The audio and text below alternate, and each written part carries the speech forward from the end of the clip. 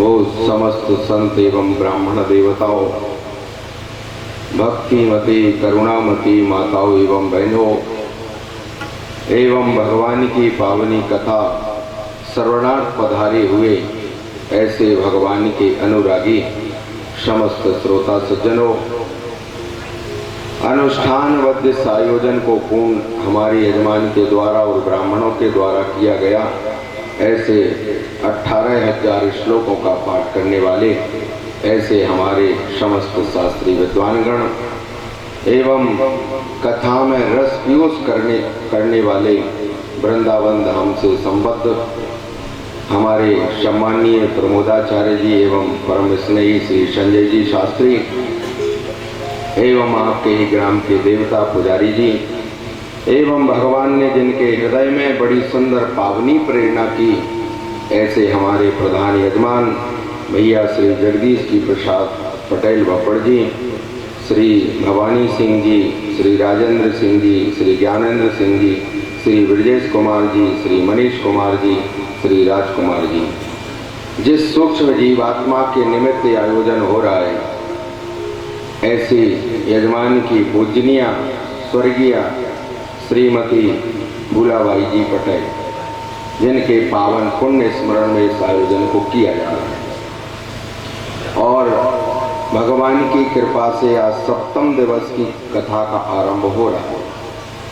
हम और आप सभी लोग बड़े भाग्यशाली हैं। चलते हुए यदि संत का दर्शन हो जावे बहुत बड़ी बात है। भगवान कह रहे हैं जब मेरी कृपा होती तब जाकर के संत का दर्शन होता है। ये हमारा परम सौभाग्य है। आपके ही पास से पांसी घाट से पधारे हुए परम पूज्य श्री महाराज जी का इस पावनी कथा में कृपा पूर्वक आगमन हुआ है और आपके ऊपर तो कृपा की है, लेकिन हमारे ऊपर विशेष कृपा कर दी। बहुत दिन से नाम सुन करके रखा था कि पांसी घाट में बड़े तपोनिष्ठ ज्ञाननिष्ठ ऐसे महात्मा वहाँ पर विराजित रहते हैं, लेकिन धर्म के प्रचार में लगे रहने के कारण कभी ऐसा समय प्राप्त नहीं हो पाया कि मैं पूज्य महाराज श्री का दर्शन कर पाता। लेकिन आप सभी के पावन पुण्य से आज माँ भगवती नर्मदा की कृपा से परम पूज्य श्री उत्तराधिकारी जी का पावन दर्शन हुआ। वह कृपा पूर्वक पधार करके आशीर्वाद प्रदान करने के लिए हम सभी के मध्य में आए। वेद भगवान एक बड़ी सुंदर बात कह रहे हैं। वेद भगवान ने कह दिया कि भैया जब तक मेरी कृपा नहीं तब तक संत का दर्शन नहीं और सत्संग नहीं। जब संत का दर्शन हो जावे, जब वह कृपा कर दे तब मेरा दर्शन संभव हो सकता है, ऐसे दर्शन नहीं हो सकता। बड़े बड़े जो भजनानंदी हैं वही भी यही कह रहे हैं, प्रभु आपका दर्शन कैसे होगा। श्लोक आया है, पद्म पुराण में भी है और ब्रह्मांड पुराण में भी है। कह रहे हैं सर्वे निवृत्ता कृपणस्य जंतो संतो विसोर जीव जलार्पणान में। दोनों पुराणकार एक ही बात कह रहे हैं। दोनों पुराणों ने कहा कि मेरी कृपा उस व्यक्ति पर होती है जो मेरा अनन्य चिंतन करता है और उसका जो व्यक्ति श्रद्धा रखता है, उसका भजन पूजन करता है। जब वह महात्मा संत जब कृपा करे तब जाकर के मेरा दर्शन संभव है, नहीं तो ऐसे मेरा दर्शन संभव नहीं। एक कथा लिखी भक्त मालूम, आपने नाम सुना होगा, भगवान के अनन्य प्रिय भक्त थे धन्ना जा। कैसी सेवा करते थे, अपनी जिह्वा से जितना भगवान का नाम निकल जावे तो ठीक, ना निकले तो कोई बात नहीं, लेकिन यदि साधु संत महात्मा ब्राह्मण यदि दिख जावे तो उनकी भोजन की व्यवस्था, उनकी रुकने की व्यवस्था, उनकी सारी व्यवस्थाओं में लगे रहते। जीवन में बस एक ही नित्य कर्म था उनका, 10, 20, 50 महात्मा उनके दरवाजे पर पड़े रहते। भोजन की व्यवस्था धन्ना स्वयं किया करते। एक दिन पिता ने कहा धन्ना से कि बेटा तुम इन महात्माओं की सेवा में लगे रहते हो, थोड़ी भगवान की कृपा से कृषि भी है, और ये बौनी का समय आ गया है, जाओ खेत में बौनी करके आओ। धन्ना ने कहा ठीक है पिताजी, जैसी आपकी इच्छा हो गए वैसा मैं कार्य करता हूं। पिता की आज्ञा पाकर के जितना अन्न घर में था सारा का सारा अन्न धन्ना ने अपनी गाड़ी में रखा, बैलगाड़ी में, और दंपति बैठ करके खेत की ओर निकल पड़े। चले जा रहे थे, भगवान के नाम का उच्चारण करते थे। पति पत्नी दोनों बैठे जब जा रहे तो मध्य मार्ग में 10-20 महात्मा मिल गए। महात्माओं ने कहा अरे धन्ना कहाँ जा रहे हैं? धन्ना ने कहा पिताजी की आज्ञा है, खेत में बौनी करने के लिए जा रहे हैं। महात्माओं ने कहा कि अरे हम बड़ी अभिलाषा से आए थे, जिज्ञासा से कि तुम्हारे घर में रुकेंगे, भोजन करेंगे, लेकिन तुम तो खेत पर जा रहे हो, चलो हम किसी और गांव में रुक जाएंगे। धन्ना ने कहा नहीं नहीं, आप घर में चलो, घर में सारी व्यवस्थाएं। स्त्री ने बाजू में बुलाया। स्त्री ने कहा कि जितना अन्न था सारा का सारा अन्न तो अपन गाड़ी में लेकर के आ गया, अब इन महात्माओं की व्यवस्था घर में कैसे हो जाएगी? धन्ना छड़क रुके कि महात्मा अभी तक मेरे दरवाजे से कभी भी भूखा नहीं गया, मेरे घर से सारे महात्मा ब्राह्मणों की सेवा होती रहती थी। यदि पहली बार यदि जीवन में महात्मा यदि दरवाजे से भूखे चले गए तो मेरे सारे पुण्य कर्म सभी समाप्त हो जाएंगे और मेरे पूर्वज नरकगामी हो जाएंगे। जब धन्ना ने मन में विचार किया तो स्त्री ने कहा धन्ना से और बड़ी भक्तिमती स्त्री थी। स्त्री ने कहा धन्ना, जितना बैलगाड़ी में सामान रखा हुआ ये सारा सामान तुम इनको दे दो। जितना अन्न था सारा का सारा अन्न उन्होंने महात्माओं को दे दिया। जब महात्मा उस अन्न को कहा महात्माओं ने कि कहीं किसी छांव में बैठ करके सरोवर के पास में हम निर्माण करेंगे और पा करके तुम्हारा गुणगान करते हुए चले जाएंगे। धन्ना जब खेत पर आए सज्जनों, स्त्री दोनों आकर के खेत की मेड़ पर बैठ गए। धन्ना ने स्त्री से कहा देवी पिताजी की आज्ञा थी कि बौनी करके आओ, बौनी करके आओ, लेकिन जितना अन्न था वह हमने सारा का सारा तो हमने महात्माओं को दे दिया, अब बौनी किसकी की जावे? स्त्री ने कहा कि हे पतिदेव, यदि हमारे पास में अन्न नहीं है और पिताजी की आज्ञा है, झूठ भी ना बोलना पड़े, तो ऐसा करते हैं आप आगे आगे हल चलाओ, मैं पीछे से बालू रेत डालती हुई चली जाऊंगी। कंकड़ हो करके धन्ना लौट करके घर में आ गए, महात्माओं की सेवा में लग गए, भगवान के भजन में जब लग गए। कालांतर में जब समय व्यतीत होता गया, धन्ना के खेत के पड़ोसी ने आकर के धन्ना के पिता से कहा कि आज तक 100 वर्ष में हमने ऐसी फसल खेत में नहीं देखी जैसी पहली बार दिखाई दे रही। पिता ने पुत्र से कहा बेटा धन्ना, पड़ोसी आए थे कह रहे थे 100 वर्ष में ऐसी फसल नहीं हुई। धन्ना ने कहा व्यंग कर रहे होंगे, जब हम कंकड़ बो करके आए तो उसमें फसल कहां से हो जाएगी? स्त्री से कहा धन्ना ने। धन्ना ने कहा कि आज पड़ोसी आए थे कह रहे थे कि 100 वर्ष में फसल नहीं हुई। देवी ये बताओ, जब हम कंकड़ डाल करके आए हैं तो फसल कैसे प्रकट हो जाएगी? स्त्री ने कहा कि तुमको महात्माओं को जो दिया गया है वो उस पर विश्वास है कि नहीं? कहा कि नहीं, पूर्ण विश्वास है। और भगवान पर विश्वास है कि नहीं है? कहा कि हाँ, भगवान पर भी विश्वास है। कहा यदि तुमको विश्वास नहीं तो चलो चल करके थोड़ा नेत्र से देखा जाए कि कैसी फसल है। दंपति बैठ करके बैलगाड़ी में जब खेत की मेड़ पर आए, जब उस लहलहाती हुई फसल को देखा, धन्ना मूर्छा खा करके पृथ्वी पर गिर।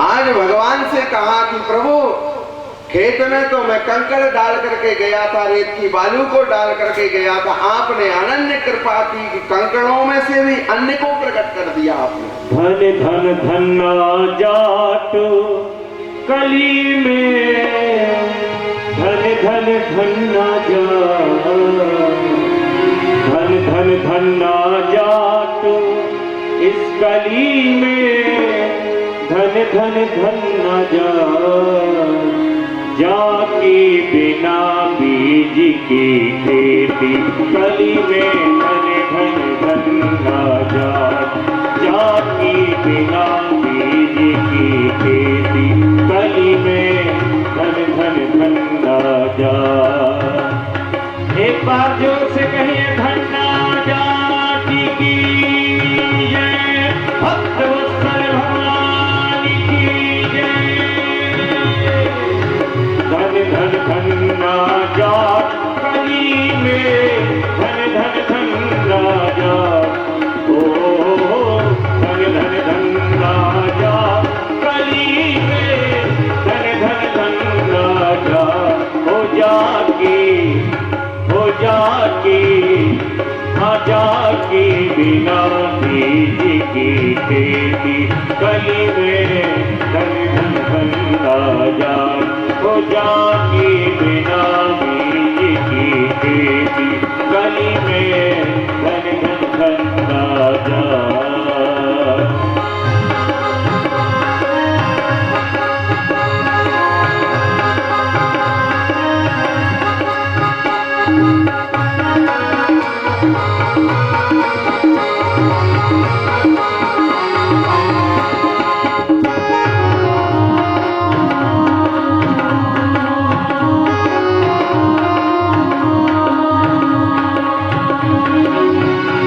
धन धन ना जात, कली में धन धन धन ना जात, ओ धन धन धन ना जात, कली में धन धन धन ना जात।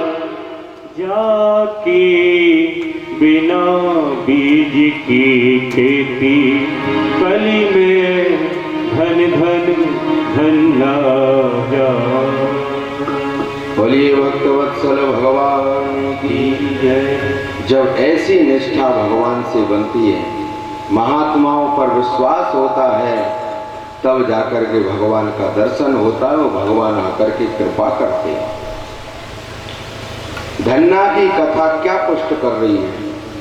धन्ना की कथा यह कह रही है कि यदि आंख के यहाँ पर कितनी भी, कल आप लोगों ने सभी ने नरक वर्णन श्रवण किया था, कितनी भी निर्धन अवस्था होवे, साधु संत महात्मा ब्राह्मण दिख जावे, तुरंत उठ करके खड़े होकर के सम्मान करो। और जो भी आपके ऊपर भगवान ने कृपा करके धन दिया, अन्न दिया, जो भी कुछ दिया, जो याचना होवे, वही तो राजा बलि कह रहे थे वामन भगवान से। बलि ने कहा कि जो मांगोगे सो मैं देने के लिए तैयार हूं, लेकिन वामन भगवान ने कहा कि नहीं। कह रहे हैं बलि, उन्होंने कहा कि मेरे यज्ञ में कोई भी ब्राह्मण महात्मा भूखा नहीं जा सकता, और तुम ब्राह्मणों मेरे घर से तुम जो भी चाहो सो लेकर के जाओ, कोई भी असंतुष्ट होकर के नहीं जाएगा। सीटी मार रहा है भैया। महात्मा की कृपा, संतों की कृपा, ब्राह्मणों का आशीर्वाद जब होता है, तब हमारा मन भगवान की ओर अग्रसर होता है, तब आकर के भगवान हमको दर्शन देते हैं और वह फिर कृपा हमारे ऊपर करते हैं। कल आप सभी लोगों ने भगवान की कृपा से कुछ कथा प्रसंगों को श्रवण किया था। जब भगवान ब्रज में अनेकों लीलाएं कर रहे, तो आज भगवान ने महारास करना प्रारंभ किया। पहले महारास को समझ लो, ये क्या है? वो नहीं है खड़े होकर के नृत्य किया जा रहा है, माताएं बहनें पुरुष सभी खड़े होकर के नृत्य कर रहे हैं। महाराज सज्जनों वेदांत है, वेदांत। जब अवध में भी श्री राम जी ने 99.5 रास किए, आधा रास रह गया, तो ध्यान से सुनना। वाल्मीकि रामायण पुराणकार कह रहे हैं कि जब अवध से भगवान श्री राम जी जब जाने लगे अपने धाम की ओर, साधु संत महात्मा जितने थे सारे के सारे अवध से भगवान के साथ चले गए। उन्हीं महात्माओं साधु संतों ने कहा, जाते समय अंतिम श्लोक में लिखा वाल्मीकि में, उन्होंने हाथ जोड़ करके कहा कि हे प्रभु श्री सीताराम जी, ये बताइए कि जो 99.5 रास पूर्ण हो गए, ये जो आधा रास बचा ये कब होगा? तब श्री राम जी ने कहा, जब मेरा कृष्णावतार होगा तो ये आधा रास पूर्ण होगा, महारास के नाम से जाना जाएगा। जो स्त्रियां, जो गोपांगनाएं वहां पर नृत्य कर रही है, कौन है? का ये वही महात्मा है, वही संत है, वही ब्राह्मण है, सारे के सारे अवध से पूरे ब्रज में आ गए। आज उन्होंने गोपियों का रूप धारण करके भगवान के साथ में महारास कर रहे हैं। सज्जनों, जब भगवान ने वह महारास किया, सारी बांसुरी उधर के ऊपर जब बांसुरी को रख करके बजाया, तो प्रत्येक गोपी को ऐसा लगा कि भगवान मेरा नाम ले लेकर के पुकार रहे। सारी ग्वालिनियों ने दौड़ना प्रारंभ कर दिया। देखते देखते यमुना का तट भर गया, सारी ग्वालिनियों ने घेर करके खड़े कर लिया। और जैसे ही भगवान ने नृत्य करना आरंभ किया, महारास करना आरंभ किया, तो प्रत्येक गोपी को ऐसा लगा कि भगवान पराब्रह्म परमात्मा हरि मेरे कंधे के ऊपर हाथ रख करके नृत्य कर रहे हैं। जैसे गोपियों को अहंकार अभिमान जागृत हुआ, तो भगवान अदृश्य हो गए, अंतर्ध्यान हो गए। गोपियों ने, सज्जनों, भागवत में इतना विरह किया भगवान से। उन गोपियों ने कहा, प्रभु आपके लिए हम जो चाहें सो करने के लिए तैयार। आपके कारण हम यमुना के तट पर अकेले आए, घर में न पति को साथ में लेकर के आए, न बालक को साथ में लेकर के आए। आपकी मधुर वाणी को कान में सुना तो हम दौड़े दौड़े चले आए, और आपने हमारे साथ में विश्वासघात किया, बुला करके और नृत्य का हमको यहाँ पर आश्वासन दे करके, और आप यहाँ से अंतर्ध्यान हो गए। गोपियों ने ऐसा विरह किया, चली जा रही हैं रुदन करते हुए। कभी वृक्ष से पूछा कि ये, लता पत्ताओं से पूछा कि ये बताओ हमारे कान्हा कृष्ण वह कहाँ की ओर चले गए। कहीं से उत्तर प्राप्त नहीं हुआ।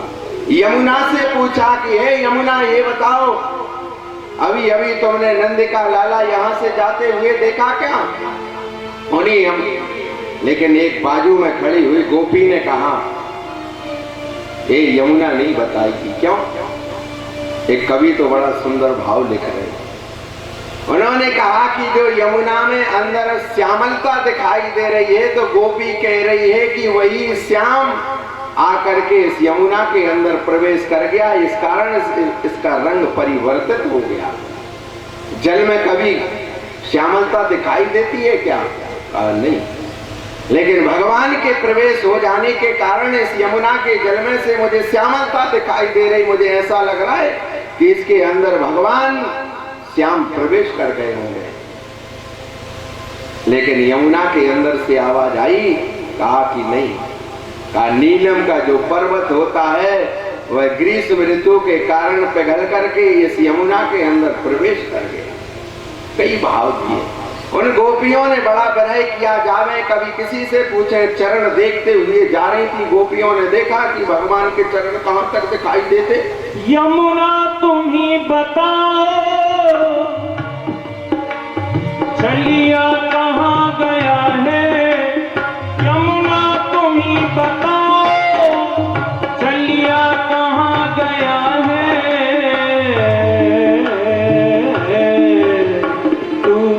चली गई है, तू भी चली गई है, कहती है नील धारा, तू भी चली गई है, कहती है नील धारा। हमारे संगीताचार्य जी बड़ा सुंदर गाते हैं, लेकिन आज समय भी नहीं है, बहुत दूरी तक जाना है। मुझे 16,108 में भाई भी करना है, और हमारे यजमान ने कहा 1 बजे तक कथा को विश्राम भी देना है। तो मैं कुछ व्यास रूप में, कुछ सामास रूप में कथा को सुनाने का प्रयत्न कर रहा हूँ कि जितना हो सके अत्यधिक कथा आपको श्रवण करा दी जावे। तो भगवान जब ये महारास कर रही, तो वही गोपियां जब उस पद चिन्हों को देखते हुए जा रही, चरण चिन्हों को देखते हुए चली जा रही, तो आज उन गोपियों ने वहां पर बोलिए भक्तवत्सल भगवान की, कृष्णाय वासुदेवाय हरये परमात्मने, प्रणत क्लेशनाशाय गोविंदाय नमो नमः। ध्यान दीजिए।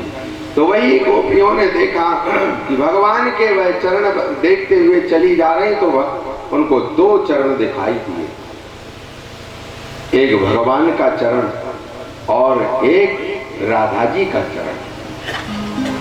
गर्ग संगीताकार कह रहे हैं कि भगवान के दो चरण दिखाई देते जा रहे हैं। जब उनको देखा, देख करके भगवान, उन गोपियों ने गोपी गीत गाया, भगवान प्रकट हुए। महाराज को 6 महीने में उन्होंने संपन्न किया। संपन्न करने के बाद सारी ग्वालियां लौट करके घर आई। जब वही ग्वालियां, विराजित हो जाओ भैया, बोलिए सर्वेश्वर भगवान की। कृष्णाय वासुदेवाय हरये परमात्मने प्रणत क्लेशनाशाय गोविंदाय नमो नमः। आगे चल करके जब ये महाराज संपन्न हुआ, जिसको जो लाना भैया शीघ्रता से रखते जाया करो, हमारा ध्यान भंग हो जाता है, और जो जहां आता है वहीं बैठ जाया करो। यहाँ आने की आवश्यकता आरती के बाद है, आरती के बाद आया करो।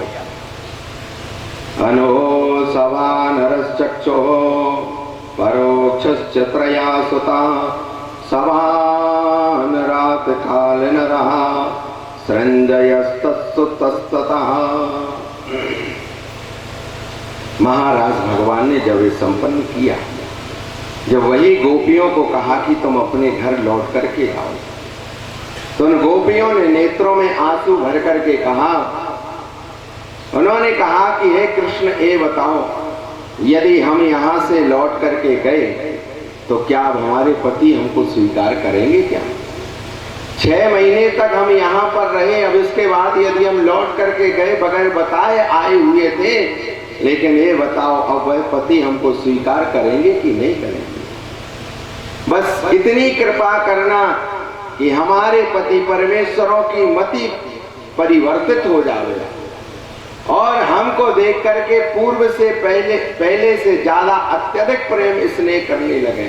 भगवान ने कहा जाओ, तो जब तुम जाओगी तब तो तुमको पता लगेगा। भागवत पुराणकार कह रहे हैं, दुर्वसोश्च सुतो बन्नेर गर्भोर्थभानुमान त्रिभानुस्तत्सुतोस्यापि करन्धम उदारधी। जब वही ग्वालियां जब घर में आई तो पति लोग घर में थे, उन्होंने जैसे ही उनको स्त्रियों को देखा हृदय से आलिंगन किया। जैसे हृदय से लगाया तो उन गोपियों ने मन में विचार किया कि इसके पहले भी पति हमको मिला करते थे, लेकिन हृदय से ऐसे इसने प्रेम नहीं किया। लेकिन एक कथा लिखी गर्ग संगीता में। गर्ग संगीताकार कह रहे हैं कि उन पतियों ने उन स्त्रियों को हृदय से क्यों लगाया? भगवान ने जब माया की प्रेरणा की, उनके अंतःकरण में स्त्रियों के प्रति जो प्रेम जागृत हुआ, हृदय से लगा करके परमात्मा को अपने हृदय से लगाने का वह पति लोग यत्न कर रहे थे कि हम में इतनी शक्ति नहीं है, हम में इतनी भक्ति नहीं है कि हम भगवान को पा सकें। हे ग्वालियों, हे स्त्रियों, तुम में जो भक्ति है उस कारण से तुमने भगवान को पाया और तुम्हारे हृदय में वह वास करते हैं। हम हृदय से लगा करके उनको प्रणाम और स्नेह करना चाहते हैं, इसलिए हमने आपको हृदय से लगाया। पूर्ववत से ज्यादा गोपियों को स्नेह करने लगे। आज नारद जी पहुंचे कंस के यहाँ पर। कंस से कहा, कंसराज, जो तुम नित्य एक एक दैत्य को पहुंचाते हो, कभी अगासुर बकासुर जितने भी दैत्य पहुंचाए सभी सारे के सारे मारे गए। यदि तुम इस प्रकार से यत्न करोगे तो सारी दैत्य जाति समाप्त हो जाएगी। हम उपाय बताते हैं। क्या है उपाय? कहा ऐसा करो, किसी छल पूर्वक कृष्ण और बलराम को यहीं पर बुलवा लो और बुलवा करके और उनको समाप्त कर दो। तो नारद जी मरवाना चाह रहे थे क्या? कहा नहीं, नारद जी मरवाना नहीं चाह रहे थे। नारद जी ये कह रहे थे, प्रभु मथुरा में भी आपके अनन्य प्रेमी हैं, लेकिन इस पापी के कारण आपका दर्शन नहीं हो पा रहा है। कृपा करके शीघ्रता से आओ और इस पापी का उद्धार करो और आपके प्रेमियों को आप दर्शन दो। नारद जी ने कहा जैसे, तो कंस ने कहा, अरे आपने बहुत अच्छा उपाय बताया। कंस ने मंत्रियों के द्वारा अक्रूर को बुलाया।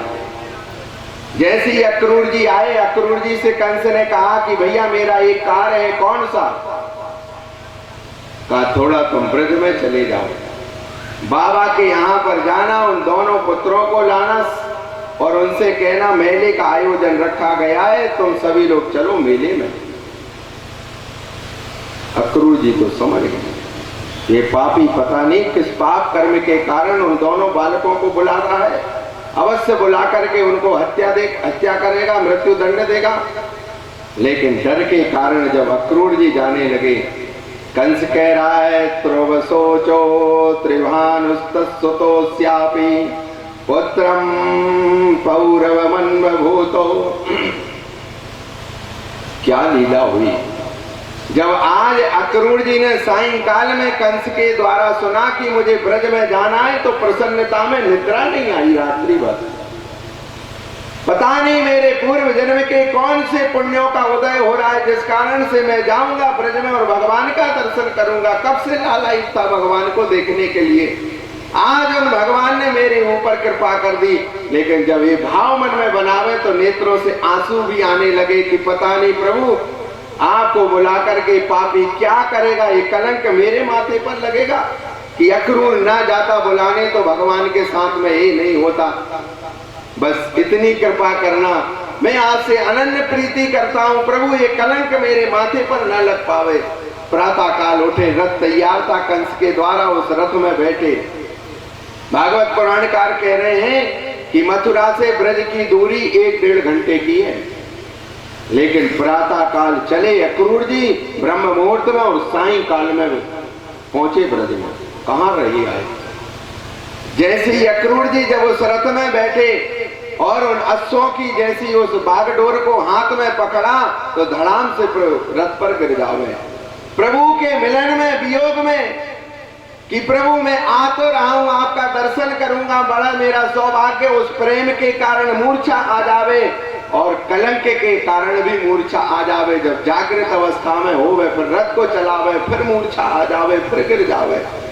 इस प्रकार से करके सायंकाल में जब ब्रज की ओर रथ पहुंचा, देखा बलराम और कृष्ण दोनों गायों की सेवा कर रहे थे। जैसे ही भगवान ने देखा कि अरे अक्रूर काका आए हैं, दौड़े दौड़े गए। जाकर भगवान जैसी अक्रूर जी ने देखा तो हृदय से लगाया और नेत्रों में आंसू आने लगा। लेकिन भगवान ने नेत्रों से इशारा किया अक्रूर जी से, यदि आपके नेत्र में यदि आंसू आ गया तो मेरा जा पाना बड़ा कठिन होगा, इसलिए आप मौन रहे हैं। तब तक ताऊ जी भी आ गए, बाबा के पास में लेकर के गए, रात्रि में भोजन किया।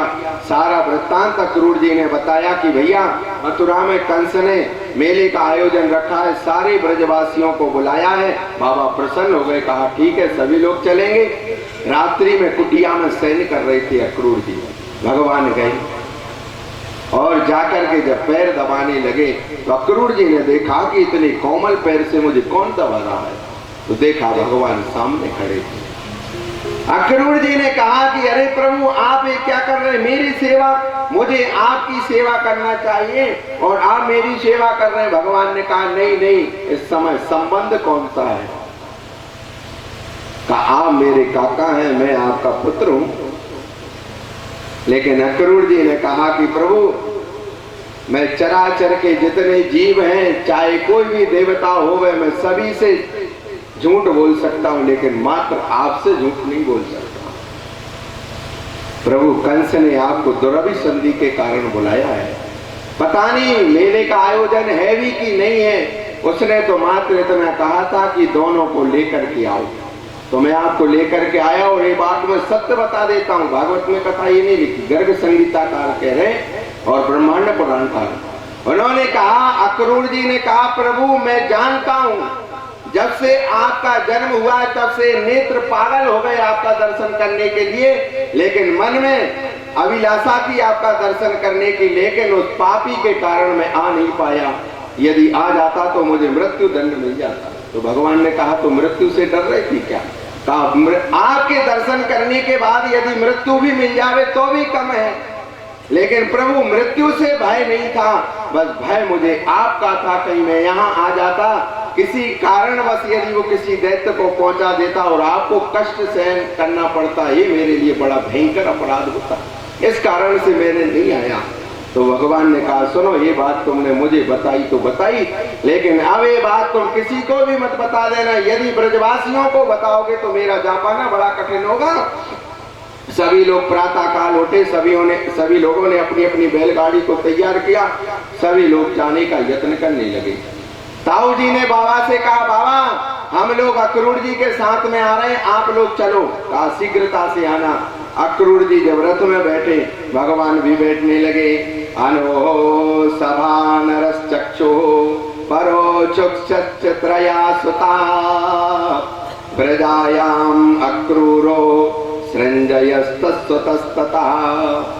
अक्रूर जी जब उस रथ में बैठ गए, भगवान कृष्ण और बलराम जब दोनों बैठ गए, रथ जब जैसी चलने लगा तो सारी गोपियों ने आकर के मार्ग को रोक दिया। उन गोपियों ने कहा, अक्रूर जानते हो तुम किसको लेकर के जा रहे?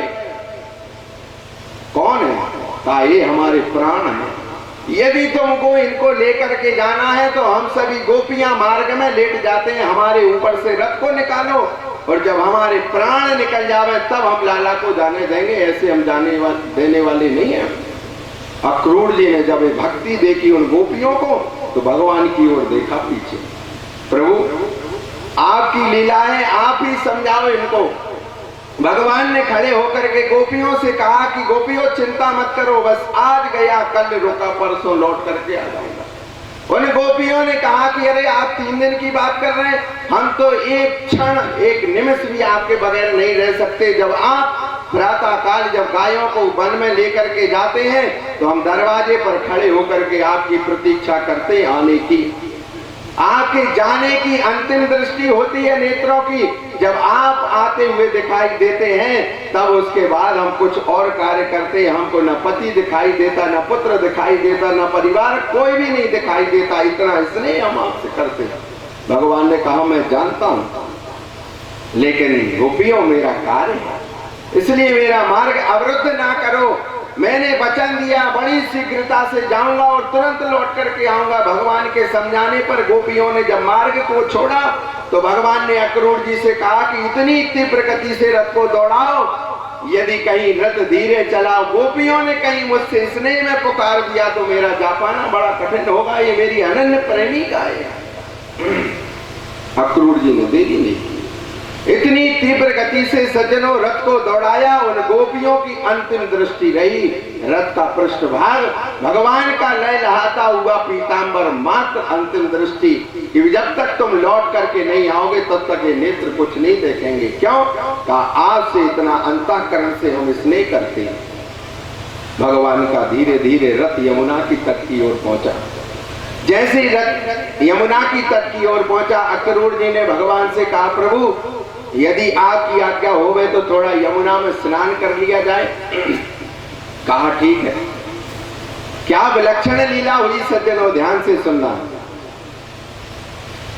आज जब अक्रूर जी यमुना में जैसी उन्होंने डुबकी लगाई तो उस डुबकी में भगवान कृष्ण और बलराम जी दोनों दिखाई दिए। अक्रूर जी ने मन में ये विचार किया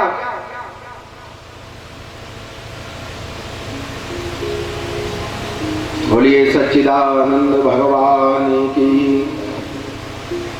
अक्रूर जी ने मन में ये विचार किया कि मैंने जैसी डुबकी लगाई, कहूं ये कृष्ण और बलराम दोनों तो यमुना में तो नहीं कूद गए।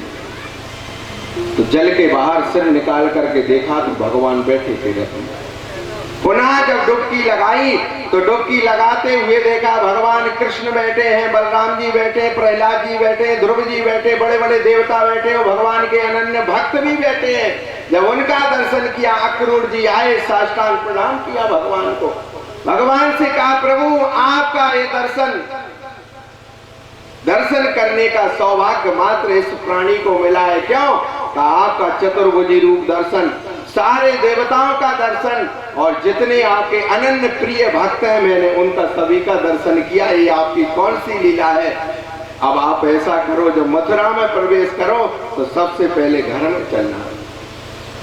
घर में मेरी जो स्त्री है जो आपका नित्य चिंतन स्मरण करती है, उसने कहा है कि जब भगवान आवे, कन्हैया आवे तो लेकर के सबसे पहले घर में आना। भगवान ने कहा नहीं, पहले जिन्होंने बुलाया है पहले मैं उनके दरवाजे पर जाऊंगा। और मैं वचन देता हूं अक्रूर, जब मैं मथुरा से लौट करके आऊंगा तो अवश्य मैं तुम्हारे यहाँ दरवाजे पर जाऊंगा और मिल करके आऊंगा।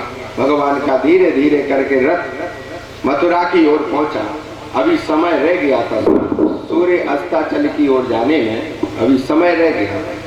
भगवान ने कहा ताऊ जी से कि ताऊ जी यदि समय है तो थोड़ा चलो अपन भ्रमण कर लें।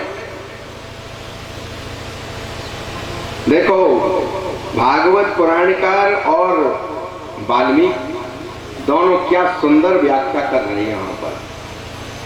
जब अवध में, जब जनक में राम जी और लक्ष्मण जी चले जा रहे थे स्वयंवर के समय, जनक के प्रजावासी जितने भी थे अट्टालिकाओं पर खड़े होकर के देख रहे थे कि चलो चल करके थोड़ा देख तो लिया जावे। कि सुना है दशरथ, अवध से दशरथ के पुत्र आए हैं, उनका दर्शन कर लिया जाए, उनका मुख कैसा है, उनका सौंदर्य कैसा है, थोड़ा देखा तो जाए। अट्टालिकाओं पर सज्जनों, जनकपुर में सभी खड़े होकर के राम जी का दर्शन करने के लिए खड़े हो गए। जैसे ही राम जी और लक्ष्मण जी ने जनक के देश में, प्रदेश में जैसे ही प्रवेश किया, अट्टालिकाओं पर खड़ी हुई वह स्त्रियां देख रही हैं कि भगवान का दर्शन कैसे होवे और उनका मुख कैसा दिखाई दे रहा है। राम जी, लक्ष्मण जी ने राम जी से कहा कि बड़े भैया, यदि आपकी आज्ञा होवे तो मुख थोड़ा उठा करके देखें कि कौन कौन दिख रहा है हमको। राम जी ने कहा नहीं भैया, अभी हम मर्यादा में बंधे हुए। यदि तुमने अभी मुख उठा करके देख लिया इन स्त्रियों को तो लोग कहेंगे कि राम तो ठीक है, लेकिन उसका भाई नेत्र उठा उठा करके सारी जनक की स्त्रियों को देख रहा है। एक कलंक ना लग पावे भैया, इस कारण से तू नीचे की ओर देख करके चल। वाल्मीकि रामायण पुराणकार इस कथा को इतना करुणमय लिख रहे हैं। तो लक्ष्मण जी ने कहा बाद में कि प्रभु, मेरी जो आपने मेरी सारी कामनाएं पूर्ण की हैं, जो भी मैंने आपसे मांगा है आपने सब कुछ दिया है, लेकिन मेरी वो कामना रह गई, उन जनकपुर वासियों को मैं देख नहीं पाया, उन स्त्रियों को और सारे प्रजावासियों को। ये मेरी कामना पूर्ण कब होगी? राम जी ने कहा चिंता मत करो लक्ष्मण, जब मेरा अगला अवतार होगा कृष्णावतार में तुम्हारी ये कामना पूर्ण की जाएगी। जब आज मथुरा में जा रहे तो भगवान कृष्ण पूछ रहे हैं ताऊ जी से कि प्रभु, हे बड़े भैया ताऊ जी, यदि आपकी आज्ञा होवे तो थोड़ा नेत्र उठा करके देख लिया जाए। ताऊ जी ने कहा चलो ठीक है, यदि तुम्हारी जो भी इच्छा है, कामना है, उसकी पूर्णता करो, नेत्र उठाओ और उठा करके देखो। जब उन ब्रजवासियों को भगवान ने नेत्र उठा करके देखा, लालायित हो गए। कंस के जितने अनुयायी थे सारे के सारे अनुयायी कहने लगे कि देखो, इतने छोटे छोटे बालकों को हमारे राजा ने दुरभिसंधि के कारण बुलाया है और बुला करके पता नहीं मृत्यु दंड देगा कि क्या कर्म करेगा। सभी ने जब नेत्र भर करके देखा, जितने कंस के अनुयायी थे वह भगवान की जय जयकार करने लगे। भगवान कृष्ण ने कहा कि ताऊ जी चलो थोड़ा धनुषशाला में चलें, यज्ञशाला को देखा जावे। कहा कल का कार्य जो कल करना है सो आज ही निपटा देते, कल का कौन ने देखा होगा कि नहीं होगा। जब धनुषशाला में सज्जनों प्रवेश किया, सैनिक उसमें रक्षा में नियुक्त थे। जब उन्होंने देखा कि इतने छोटे छोटे बालक एक कैसे धनुष को उठा सकते हैं, लेकिन भगवान ने देरी नहीं की, तुरंत उसको पकड़ा धनुष को। कहां से आया धनुष? महाभारत पुराणकार कह रहे हैं कि जब दधीची महात्मा की अस्थियां जब वज्र की हो गई, कुछ अस्थियों से वज्र का निर्माण हुआ। आप लोगों ने कथा सुनी थी, वृत्रासुर को मारा गया। लेकिन सज्जनों, अस्थियों से ही मोक्ष की प्राप्ति होती है। जब आप गंगा में अस्थि संचय करने जाते, विसर्जन करने के लिए जाते, तभी मोक्ष प्राप्त होता है, ऐसा शास्त्रों में वर्णन है। तो दधीची महात्माओं की अस्थियों का जब वज्र बन गया तो दधीची महात्मा ने भगवान शंकर से कहा, हे प्रभु महादेव, ये बताइए जब मेरी अस्थियों का वज्र बन जाएगा तो मेरा मोक्ष कैसे होगा, मैं आपके धाम में प्राप्त कैसे हो पाऊंगा। भगवान ने कहा कि जो जिससे वज्र बनेगा उसमें नारायण का दर्शन जब वृत्रासुर करेगा तो उस वज्र में भगवान नारायण स्वयं स्थापित हो जाएंगे। लेकिन रीढ़ की हड्डी आदि आदि जो अस्थियां थी, इनसे क्या बना? पिनाक पानी सारण। इन्हीं से धनुष बनकर के तैयार हुआ। यही धनुष भगवान शंकर ने परशुराम जी को दिया और परशुराम जी ने यही धनुष कंस को दिया। जाओ ले जाकर के रख लेना, यदि जो भी इस प्रत्यंचा को चढ़ा करके यदि धनुष को तोड़ दे तो समझ जाना उसी से तेरे प्राण निकलेंगे। क्योंकि तो उनको तो उद्धार करवाना था भगवान शंकर को, महात्मा का वचन था। कितने बड़े बड़े राजाओं ने हाथ लगाया। जनक के यहाँ पर भी धनुष रखा हुआ है और यहाँ पर भी धनुष रखा हुआ है। सज्जनों, 10,000 राजाओं ने जनक में अपना सारा बल लगा दिया, लेकिन एक भी राजा से धनुष का एक इधर उधर भी नहीं खिसक पाया। लेकिन पराब्रह्म परमात्मा हरि स्वयं नारायण श्री राम जी ने जैसे ही स्पर्श किया, तुरंत धनुष उठ करके खड़ा हो गया। ताकत लगाने की आवश्यकता नहीं पड़ी। इसी प्रकार इस धनुष को भी भगवान ने जैसी दृष्टिपात किया, देख करके प्रसन्न हो गया और जैसी भगवान ने स्पर्श किया, धनुष उठ करके खड़ा हो गया। भगवान शंकर के कारण दधीची महात्मा के पिनाक पानी सारण के द्वारा ये 2 धनुष बन करके तैयार हुए। एक जनकपुर में रखा गया और एक मथुरा में कंस के यहाँ पर रखा गया। क्यों? 10 रावण के पास में कोई कमी थी क्या? जो भगवान से युद्ध करने के लिए तैयार है वो धनुष नहीं उठा सकता था क्या? बड़े बड़े योद्धा उससे युद्ध करने के लिए डरते थे, तो वो क्यों नहीं उठा पाया? क्योंकि वह नारायण नहीं था। भगवान शंकर ने कह दिया था मेरी कृपा होगी तब ये धनुष उठेगा, अन्यथा धनुष उठ पाना बड़ा कठिन है। इसी प्रकार जनकपुर में राम जी ने स्पर्श किया और यहाँ मथुरा में भगवान कृष्ण द्वारिकाधीश ने स्पर्श किया, तब वह धनुष उठ करके खड़ा हुआ। तुरंत प्रत्यंचा को चढ़ाया। कंस बैठा था सिंहासन पर। धनुष के टूटने से सारी पृथ्वी कांप गई और वही भी समझ गया। कंस समझ गया कि अब तो मेरे प्राण निकलेंगे। परशुराम जी ने कह दिया था कि यदि जो भी धनुष के ऊपर प्रत्यंचा को चढ़ाएगा और धनुष यदि टूट जावे तो समझ लेना तेरे प्राण निकल जाएंगे। द्वितीय दिवस में जब जाने लगे भगवान, तो ग्वाल वालों ने कहा प्रभु यदि वस्त्र अच्छे मिल जाते पहनने के लिए, क्योंकि राजा के यहाँ पर जा रहे, हम तो जंगल में रहने वाले ग्वाल वाल, हम तो फटे पुराने ग्वालों वाले वस्त्र पहने हुए, यदि सुंदर वस्त्र मिल जावे तो कितना अच्छा होगा। दर्जी चला जा रहा था, भगवान ने आवाज लगाई भैया ये वस्त्र हमको दे दो। दर्जी ने कहा अरे जानते हो तुम जंगल में रहने वाले, राजा महाराजाओं के पहनने के लिए वस्त्र होते हैं। ग्वालों ने कहा प्रभु ये बड़ी तीव्र स्वर में बोल रहा है, कहो तो आप इसके ऊपर कृपा कर दो। भगवान ने कहा कृपा योग्य ही है।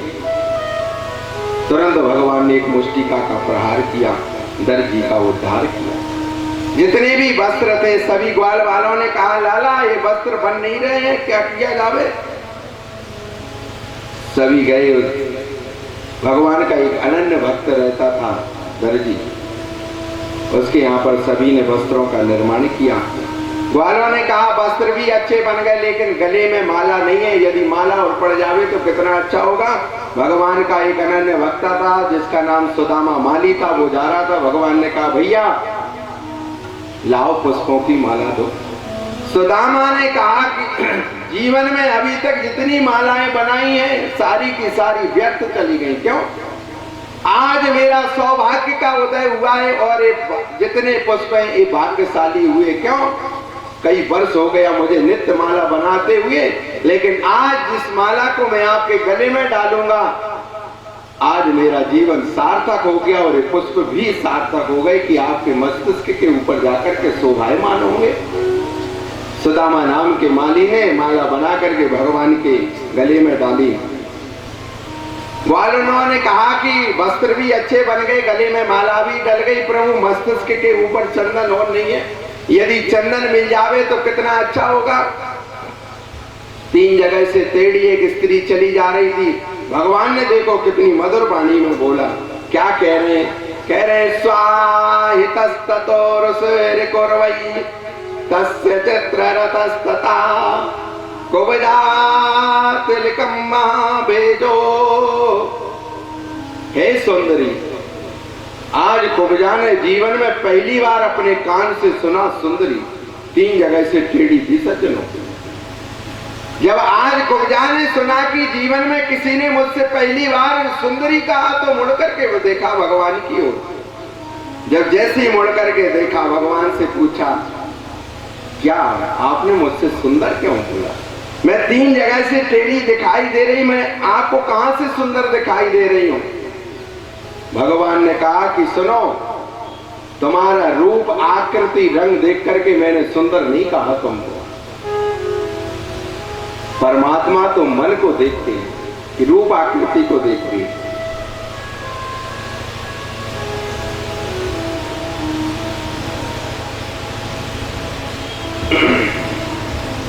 रूप आकृति को देखने वाला व्यक्ति सज्जनों दैत्य होता है, राक्षस होता है। भगवान ने कहा कि भैया मैं अंतःकरण मन को देखता हूं, मैंने तेरी आकृति रूप को देख करके सुंदर नहीं कहा। तेरा मन जितना सुंदर है मैंने उसको कह करके पुकारा। क्या लेकर के जा रही हो? कहा चंदन लेकर के जा रही हो, ये अंग राग है, कंस के शरीर पर लगेगा। तो भगवान ने कहा हमको दे दो। कुब्जा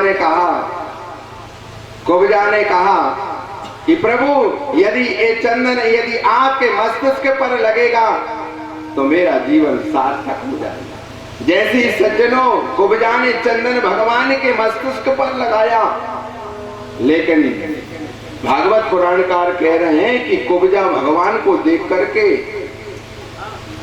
आसक्त होने लगी, प्रेमासक्त हो गए, कामासक्त हो गए। ये उत्तर लिखा ब्रह्म वैवर्त पुराण में। पूछा कि ये बताओ भगवान की इतनी अनन्य भक्त देख करके कि भगवान की भक्ति किया करते थे, लेकिन भगवान को देख करके समर्पण होना चाहिए, लेकिन भगवान को देख करके कामासक्त क्यों कुब्जा हुई? भागवत में नहीं लिखी ये कथा।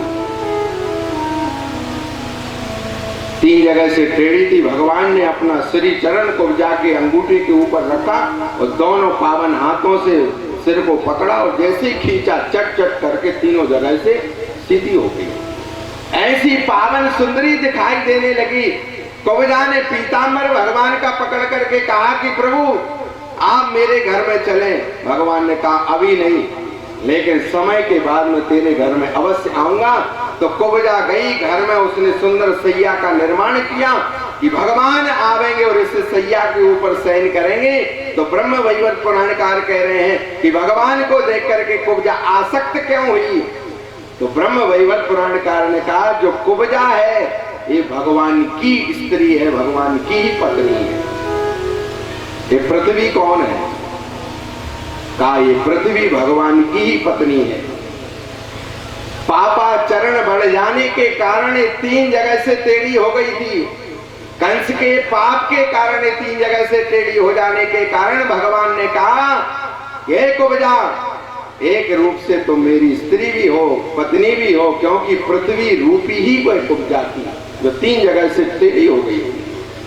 भगवान ने उसका उद्धार किया। करने के बाद जब भगवान जाने लगे, अंदर जैसे प्रवेश करने लगे तो दरवाजे पर कुबलिया पीड़ हाथी को मदिरा पिला करके खड़ा कर दिया था। भगवान ने कहा हटाओ भैया इसको। महावत बैठा था, कहा यदि तुम में शक्ति होवे तो स्वयं हटा लो। भगवान तीव्र गति से गए, हाथी के चारों पैरों से पीछे निकले और पूंछ को पकड़ा, घुमाया और वहीं पर पटक करके समाप्त कर दिया। एक कुबलिया पीड़ हाथी कहां से आया? जो इंद्र के पास में ऐरावत हाथी है उसमें जो शक्ति थी वही की वही शक्ति इस कुबलिया पीड़ हाथी में थी। जैसी 5 सूढ़ें उस ऐरावत हाथी में थी वही 5 सूढ़ें इस कुबलिया पीड़ हाथी में भी थी। कहां से प्राप्त हुआ? जरासंध नाम का राजा जब अपनी सेना को लेकर के आया तो मथुरा में यमुना के तट पर उसने रात्रि में विश्राम किया। जब उसने विश्राम किया, प्रातः काल जब उसका हाथी मचल गया, किसी सैनिक के, किसी महावत के, किसी की जब पकड़ में नहीं आया तो कंस ने पूछा भैया इतना कोलाहल क्यों हो रहा है? तो मंत्रियों ने कहा कि जरासंध नाम का राजा सेना आई हुई है, यमुना के तट पर रुकी है, उनका एक हाथी है जो मचल गया। कंस गया, उसने अपनी दोनों भुजाओं से उसके चारों पैर पकड़े, वो पांचों सूढ़ों को पकड़ा और जरासंध को ले जाकर के दे दिया। महाभारत में कथा लिखी। जब जरासंध को दिया तो शक्ति देख करके प्रसन्न हो गया। जरासंध की 2 कन्याएं थी, तुरंत उसने ले जाकर के राजा कंस को दी। कहा ये मेरी दोनों कन्याएं, इनका तुम वर्ण कर लो और दहेज में इस हाथी को भी तुम रख लो।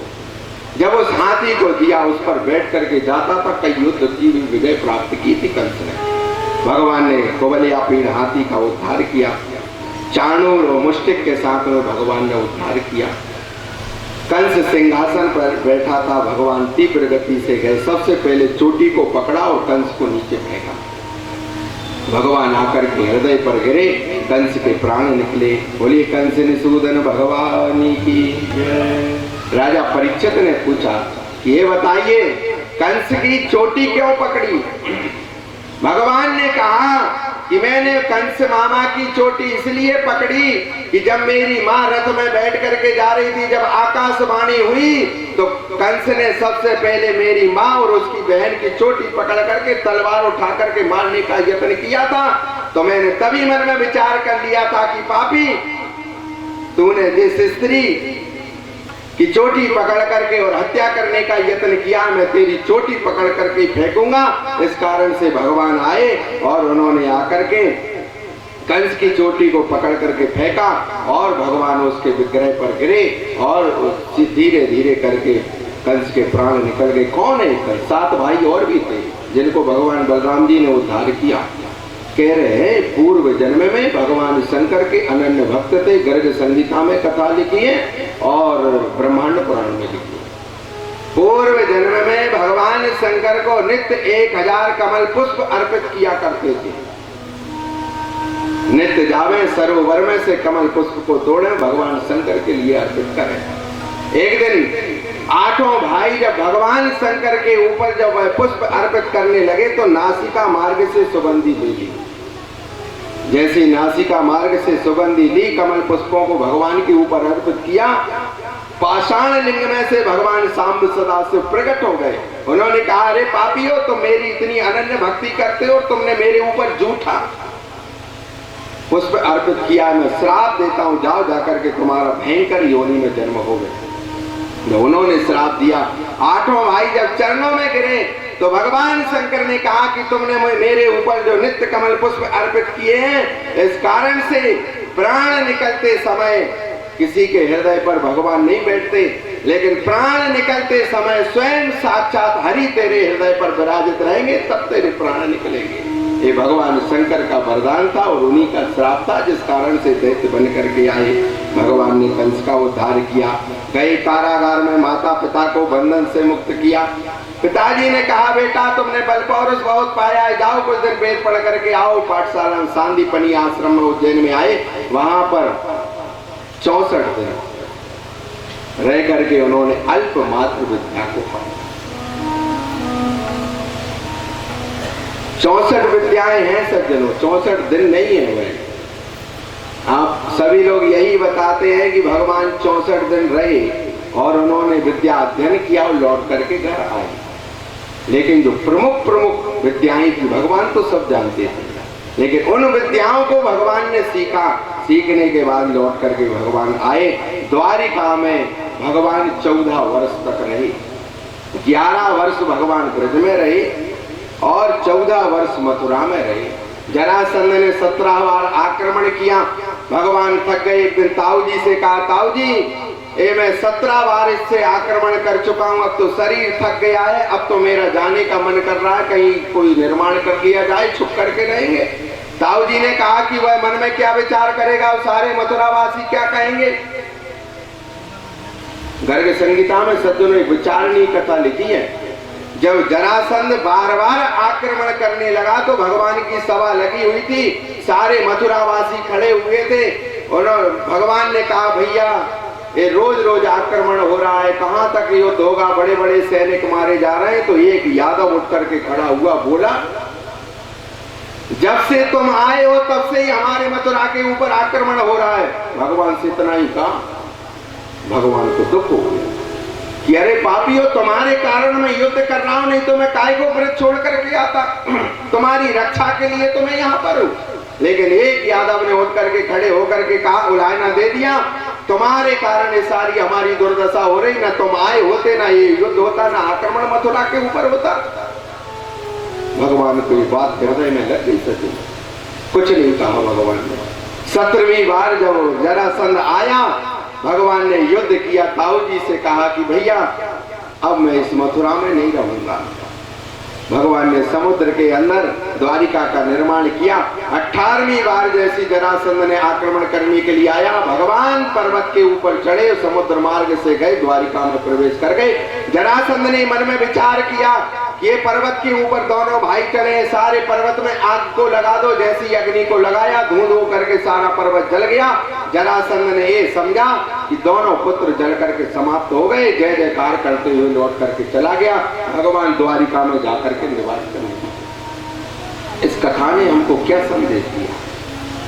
परिवार के मुखिया ने खड़े होकर के आपदा के समय, प्रसन्नता के समय, उस समय से उन्होंने युद्ध किया और वही परिवार जन कहने लगे कि तुम्हारे कारण ही हमको भोगना पड़ रहा है। तो सज्जनों, उस व्यक्ति के ऊपर विचार करो कि क्या व्यतीत होगा। जिसने परिवार को संभाला, जिसने परिवार में रह करके अर्थाभाव होते समय भी उसने परिश्रम करके परिवार को चलाया, भाइयों को पाल करके बड़ा किया, पुत्रों को बड़ा किया, और जब उसकी वृद्धावस्था आई तब वही भाई और पुत्र कहने लगे कि पिताजी आपके कारण ये सब भोग हमको भोगना पड़ा। जिसने परिश्रम करके, कठिनाई करके धन को एकत्रित किया, मकान बनाया, संपदा को बनाया, और प्राण निकलते समय कह दिया कि तुम्हारे कारण हमको कष्ट सहन करना पड़ा। उलायना सज्जनों, सभी व्यक्ति देते हैं, चाहे परिवार हो, चाहे भगवान हो, चाहे कोई भी व्यक्ति होवे, उलायना सभी जगह से मिलता है। यदि आप सभी के साथ में अच्छा करने का यत्न करोगे, उलायना मिलना यह बनता है। भगवान ने वही मन में विचार किया, द्वारिका में जाकर के निवास करने लगे। जरासंध वहां से चला गया। भीष्मक देश के राजा की कन्या रुक्मिणी थी, उसने संदेश पहुंचाया कि यदि प्रभु वरण होगा तो मेरा आपके साथ में होगा। रुक्मिणी का बड़ा भाई था रुक्मी, उसने कहा कि मैं विवाह करूंगा शिशुपाल के साथ में, लेकिन रुक्मिणी जी ने कहा यदि मैं वर्ण करूंगी तो भगवान का करूंगी, इसके अलावा मैं किसी का नहीं करूंगी। ब्राह्मण को पकड़ा और पकड़ करके कहा भगवान को संदेश दे करके आओ। भगवान सभा में बैठे थे, ब्राह्मण ने कहा गुप्त संदेश है। ब्राह्मण ने कहा मेरा जन्म भी कोई गुप्त नहीं है, उजागर है, पढ़ करके सभा में बताओ। तो ब्राह्मण ने बताया कि भीष्मक देश की कन्या है जिसका नाम रुक्मिणी है, यदि विवाह करेगी तो आपके साथ में करेगी, अन्यथा किसी के साथ में विवाह नहीं करेगी। यदि प्रभु आप चाहते हो तो जगदम्बा के मंदिर में मैं पूजन करने के लिए आऊंगी, कृपा करके राज्य के अंदर प्रवेश मत करना, मेरा जगदम्बा के मंदिर से वहीं से हरण करके लेकर के चले जाना। भगवान ने जैसे इस पत्र को सुना, तुरंत रथ को तैयार किया, ब्राह्मण को बिठाला। नगर के बाहर मंदिर बना हुआ था, भगवान खड़े थे। ब्राह्मण ने जाकर के संदेश दिया। ताऊ जी ने आवाज लगाई, कन्हैया कन्हैया कहाँ जा रहे? तब तक तो भगवान का रथ बहुत दूर निकल चुका था। ताऊ जी ने पूछा मंत्रियों से कि कहाँ गए? मंत्रियों ने कहा भीष्मक देश से संदेश आया था, वहीं पर गए। ताऊ जी को पता था कि वहां पर जरासंध, शिशुपाल, दंतवक्त्र सभी आ रहे। तो बलराम जी ने मन में विचार किया कि अवश्य युद्ध होगा। सारी नारायणी सेना को एकत्रित किया, पीछे पीछे बलराम जी चले जा रहे थे। रुक्मिणी जी को भगवान ने देखा, उसी मंदिर में से उनका हरण किया। हरण करने के बाद रथ में लेकर के चले आ रहे थे। मार्ग में ताऊ जी मिले। ताऊ जी ने कहा क्यों, कहां से आ रहे? भगवान ने कहा कि मैं आपके लिए बहू लेकर के आ रहा हूं, पीछे बारात आ रही, उसका आप सम्मान करना। सारी नारायणी सेना को लेकर के ताऊ जी गए थे बलराम। बड़ी विशाल सेना। जब तक सभी को पता लग गया कि रुक्मिणी का हरण हो गया, जरासंध, शिशुपाल, दंतवक्त्र ने सभी अपनी अपनी सेना को तैयार किया। आगे आगे रुक्मिणी रमण भगवान का रथ जा रहा था, पीछे पीछे सेना चली आ रही थी। ताऊ जी से भगवान ने कहा कि इस बारात का आप स्वागत करना। जैसे युद्ध होना आरंभ हो गया तो रुक्मिणी जी ने भगवान से कहा कि प्रभु थोड़ा रुको, इस युद्ध को देखो और थोड़ी मेरी एक आपसे प्रार्थना है। क्या? ये युद्ध तो हो रहा है, मैं जानती हूँ इस युद्ध में एक भी व्यक्ति नहीं बचेगा, मेरे भाई हैं इसमें, रुक्मी, रुक्मांगद, रुक्ममाली, बस इतनी कृपा करना आपके मस्तिष्क के ऊपर कलंक न लग पाए। कौन सा आने वाले इतिहास में ये ना कहा जाए कि जब रुक्मणी का विवाह भगवान के साथ में हुआ था तो रुक्मणी के चारों भाई मर करके समाप्त हो गए थे। बस इतनी आप कृपा करना। भगवान ने कहा ताऊ जी से, भैया इतनी कृपा करना कि रुक्मणी के भाइयों का कुछ ना हो पाए। कहा ठीक है, कोई बात नहीं। सारे सैनिकों को मार करके समाप्त किया और उनको भी वहां पर से विदाया। भगवान का पहला विवाह रुक्मणी के साथ में हुआ। एक सत्राजित नाम का व्यक्ति था जिसके पास सूर्य भगवान के तप करने के बाद उसको मणि प्राप्त हुई थी। एक दिन गले में डाल करके सभा में पहुंचा तो द्वारिका वासियों ने कहा भैया ये मणि भगवान को दे दो। कहा कि नहीं, ये मैंने सूर्य भगवान से प्राप्त की, इसलिए उस मणि को मैं ही रखूंगा। सत्राजित का भाई था प्रसेन, वह अपनी मणि को गले में डाल करके वन में जा रहा था। सिंह ने आक्रमण किया और प्रसेन मारा गया। मणि लेकर के सिंह जा रहा था, रीछ ने आक्रमण किया, वह मणि को लेकर के चला गया। करने करनी जपन जना, सारे प्रजा में बात फैल गई कि मणि हो ना हो, वह मणि की चोरी कृष्ण ने की होवे। एक दिन रुक्मणी जी ने भगवान से कहा कि आपके ऊपर मणि अपराध लग गया है, मणि चोरी का। तो भगवान गए, कुछ मंत्रियों को साथ में लिया। जामवती उस मणि को उछाल उछाल करके खेल रही थी। भगवान ने कहा ये मणि हमको दे दो, इस कारण से हमको बड़ा अपराध लगा है। तब तक जामवंत कब के बैठे। वाल्मीकि में कथा लिखी है, जब समुद्र जब लांगने लगे, जब युद्ध हो गया तो भगवान ने सभी का अभिवादन किया। भैया सुग्रीव तुम्हारे कारण युद्ध प्राप्त हुआ। सभी का उन्होंने अभिवादन किया। बाली का, सुग्रीव का किया, अंगद का किया, श्री हनुमान जी का किया, जामवंत का भी किया। वाल्मीकि में कथा लिखी है, जामवंत ने कहा प्रभु आप अभिवादन कर रहे थे, इतने वानरों को तुमने इकट्ठा किया, एक बार यदि आप आदेश दे देते तो रावण की एक मुख्य 10 मूढ़ों को मैं एक हाथ में तोड़ करके फेंक देता। आपने मेरा बल देखा ही कहां है। एक बार मात्र आपको आदेश करने की बस कृपा कर देते तो आपको बाण उठाने की आवश्यकता ही नहीं थी, बस आप तो सूचना पहुंचा देते। अरे हनुमान ने तो एक छलांग में समुद्र को लांगा था, मैं तो मात्र स्मरण करता इतने में मैं समुद्र को लांग जाता। राम जी ने कहा कुछ ज्यादा बोल रहे हैं, मन में विचार किया। तो राम जी ने कहा ठीक है जामवंत, अब तुम्हारी इस समय तो शक्ति की हम परीक्षण नहीं कर सकते क्योंकि युद्ध हमारे सारे हो चुके, अब युद्ध हमको करना नहीं है, लेकिन तुम्हारी भुजाओं की खुजली मिटाने के लिए मैं स्वयं आऊंगा। कृष्णावतार में जन्म लेकर के जामवंत ने कहा क्यों तू मेरी कन्या से मणि छीनने के लिए आया, पहले मेरे से युद्ध कर। 27 दिन तक भयंकर युद्ध हुआ। जब एक मुष्टिका का प्रहार भगवान ने किया, आज जामवंत ने भगवान श्री सीताराम जी का दर्शन किया। अरे प्रभु मैं आज से युद्ध कर रहा हूं। कहा जब मैं राम अवतार में आया था तो तुम्हारी भुजाओं में खुजली जो मच रही थी वही खुजली मिटाने के लिए मुझे आना पड़ा। भैया मणि दे दो, मणि के कारण मुझे बड़ा भयंकर कलंक लगा है। तो जामवंत जी ने कहा कि जो भी कन्या स्त्री को जो भी दे दिया जाता है उससे पिता कभी वापस नहीं लेते, इसलिए आप मणि को भी ले जाओ और इस कन्या को भी लेकर के चले जाओ। भगवान का द्वितीय विवाह जामवती के साथ में हुआ।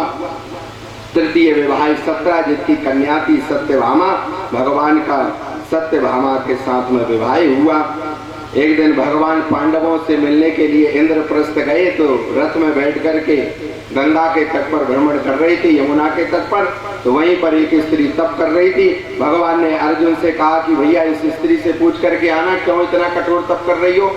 तो अर्जुन ने जाकर के पूछा किस कामना के निमित्त से तुम तप कर रही हो।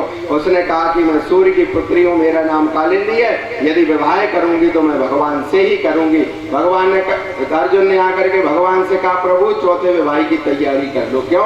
कहा आपसे विवाह करने के लिए तप कर रही है। कहा चलो ठीक है। भगवान ने सूर्य की पुत्री कालिंदी के साथ में विवाह किया। उज्जैन के राजा थे बिंद एवं अरविंद उनकी एक कन्या थी जिसका नाम मित्रविंदा था। भगवान का 5वां विवाह मित्रविंदा के साथ में हुआ।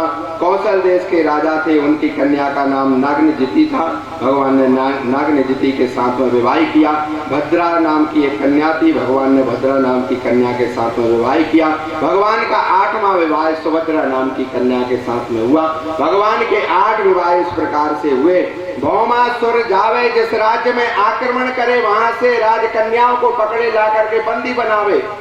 उसका संकल्प ये था कि यदि मेरी भावर नारद जी पड़वावे तो मैं विवाह करूंगा, नहीं तो मैं विवाह नहीं करूंगा। थोड़ा सा धैर्य और धारण करना। आप लोगों को भूख लग रही होगी, कुछ लोग देख रहे हैं, पता नहीं है पंडित कब बंद होगा। भूख लग रही है, यजमान ने कहा था 1 बजे तक भोजन होगा, लेकिन ये बोलते ही जा रहा है। यदि हम कुछ ज्यादा देर बोलेंगे तो करके ही चले जाओगे आप लोग भोजनों। तो भगवान की कथा का बस 10-5 मिनट में मैं बड़ी तीव्र गति से जा रहा हूँ, इसलिए मैंने विवाह भी बड़ी शीघ्रता में करा दिए। तो भौमासुर नाम का दैत्य जिस राज्य के ऊपर आक्रमण करता था, वहां से राजकन्याओं को पकड़े और ला करके अपने कारागार में बंद कर दे।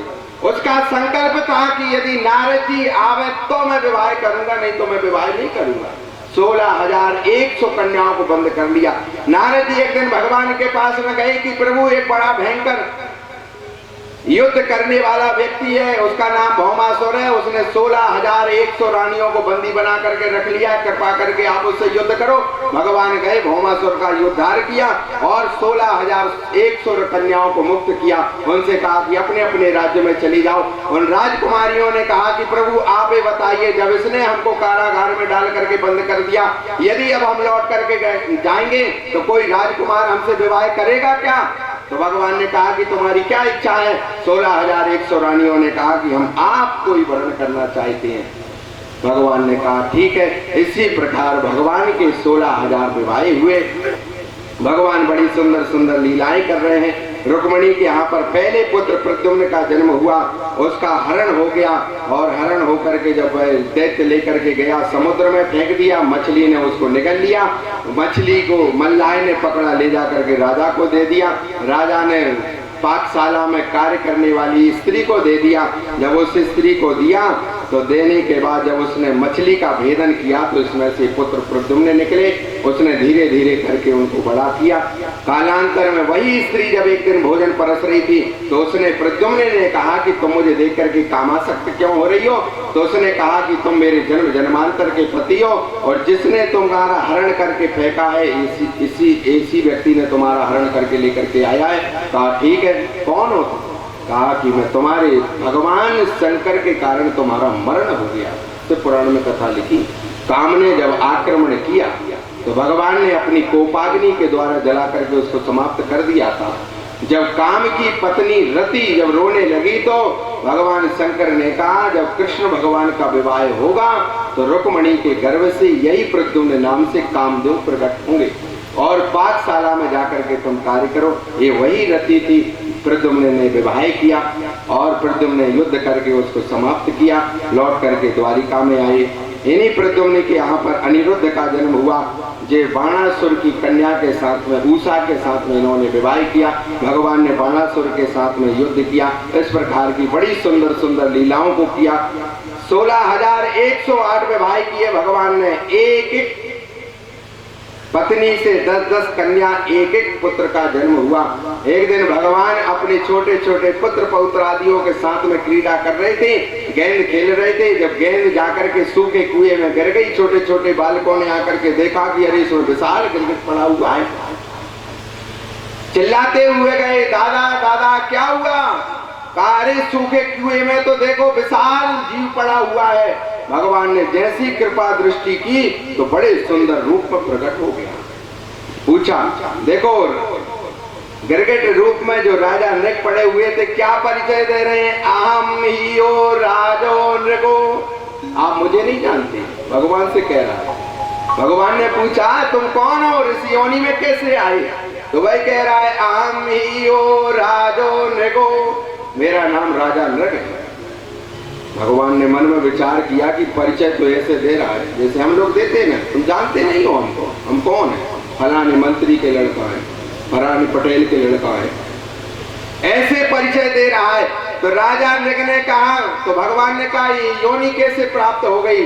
तो राजा नृग बता रहे हैं कि मैंने ऐसे ऐसे दान किए हैं जो व्यक्ति कभी भी किसी भी व्यक्ति ने ऐसा दान नहीं किया। कौन सा दान किया है? कह रहा यदि आप समुद्र में जितनी बूंदें हो गई यदि आप गिन लो, यदि गिन सको तो गिन लेना, मैंने इतनी गायों का दान किया है। और यदि जल के बिंदु भी ना गिन पाओ तो पृथ्वी में जितने कण पड़े हुए हैं यदि इन कणों को यदि गिन लो, मैंने इतनी गायों का दान किया है।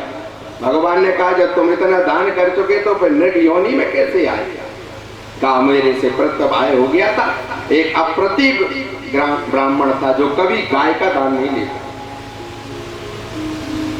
सज्जनों, गाय का दान, स्वर्ण का दान साधारण नहीं है। जो संध्यानिष्ठ अग्निहोत्री वैदिक ब्राह्मण हैं, ऐसे ब्राह्मण कभी गाय का दान और स्वर्ण का दान नहीं देते, क्योंकि ये हलाहल विश्व, इसको पचा पाना बड़ा कठिन है। बड़े बड़े महात्मा संत इसको पचा सकते हैं। ब्राह्मण, जिस ब्राह्मण यदि गाय का दान ले ले, एक गायत्री का पुरुष चरण उसको करना चाहिए, तब जाकर के 24 लाख गायत्री का जप करे। लिखा है शास्त्रों में, वेदों में भी लिखा है, और इस पर हम एक पुस्तिका भी लिख रहे हैं, गायत्री पुरुष चरण, ऐसे ग्रंथ का भी हम निर्माण कर रहे हैं। तो लिखा है वेदों में कि जो ब्राह्मण गाय का दान लेता है, स्वर्ण का दान लेता है और भूमि का दान लेता है, ऐसे ब्राह्मण को एक पुरुष चरण गायत्री का करना चाहिए। 24 लाख गायत्री का जप करे, तब जाकर के वह दान जो लिया है उससे वह बच सकता है, अन्यथा उसको बड़ा अपराध लगेगा। वही ब्राह्मण ने कहा कि राजन मैं अप्रतिक्रिय ब्राह्मण हूं, मैं कभी गाय का दान नहीं लेता हूं। राजा ने बहुत समझाया, वो सारी कथा आपको पता है, लेकिन भगवान ने कहा कि राजन दान देने में त्रुटि हो गई, इस कारण से तुमको गिरगिट की योनि प्राप्त हुई। लेकिन राजा नृग ने अब हाथ जोड़ करके कहा कि प्रभु आप कृपा करो, जब आप कृपा करोगे तो मैं आपके धाम में पहुंचूंगा। भगवान ने अपनी कृपा दृष्टि की, तेज पुंज निकला, भगवान के श्री चरण में जाकर के समाहित हो गया। भगवान ने इस प्रकार से राजा नृग का उद्धार किया। राजसु यज्ञ हुआ, सारे पांडव पहुंचे, भगवान भी पहुंचे, भीम के द्वारा जरासंध को मार करके समाप्त किया गया। राजसु यज्ञ हुआ। भगवान के अनन्य प्रिय मित्र थे सुदामा, जो निर्धन अवस्था में थे, भगवान द्वारिका के यहाँ पर आकर के जो संपदा वरुण के पास में थी, वही की वही संपदा भगवान ने सुदामा को दे करके और वही महल बनवा करके उनका तैयार किया। इस प्रकार से भगवान कृष्ण ने बड़ी सुंदर सुंदर लीलाएं द्वारिका में की। एक दिन शांब ने दुर्वासा महात्मा का परीक्षण किया। देखो, दुर्वासा महात्मा की मैं बहुत सी कथाएं आपको सुना चुका हूं, कल भी मैंने कई प्रमाण दिए थे। भगवान के वंश को समाप्त होने में महात्मा का ही श्राप था। दुर्वासा महात्मा बैठे थे द्वारिका में, तो भगवान कृष्ण का पौत्र था जिसका नाम सांब था, उसने पेट के ऊपर बड़े वस्त्र बांध लिए और स्त्री का रूप धारण कर लिया, साड़ी पहन ली, महात्मा की परीक्षा करने के लिए चला गया। सांब ने जाकर के महात्मा से कहा, महात्मा ये बताओ इस स्त्री के गर्भ में क्या है, पुत्र है कि कन्या है? महात्मा ने ध्यान लगा करके देखा कि अरे ये तो पुरुष है और मेरी परीक्षा करने के लिए आया है। तो महात्मा ने श्राप दिया कि अरे तो भगवान के वंश में जन्म लेकर के और हम जैसे महात्माओं का तुम ऐसा परीक्षण करते हो, मैं श्राप देता हूं कि तेरे कुक्षी से एक बड़े भयंकर मूसल का जन्म होगा और उसी से सारे वंश को समाप्त होना पड़ेगा। लेकर के गए समुद्र पर, जब उस मूसल को घेरा, घेरने के बाद एक थोड़ा सा खंड बचा था, उसको समुद्र में फेंक दिया। समुद्र में फेंका तो मछली ने उसको निगल लिया।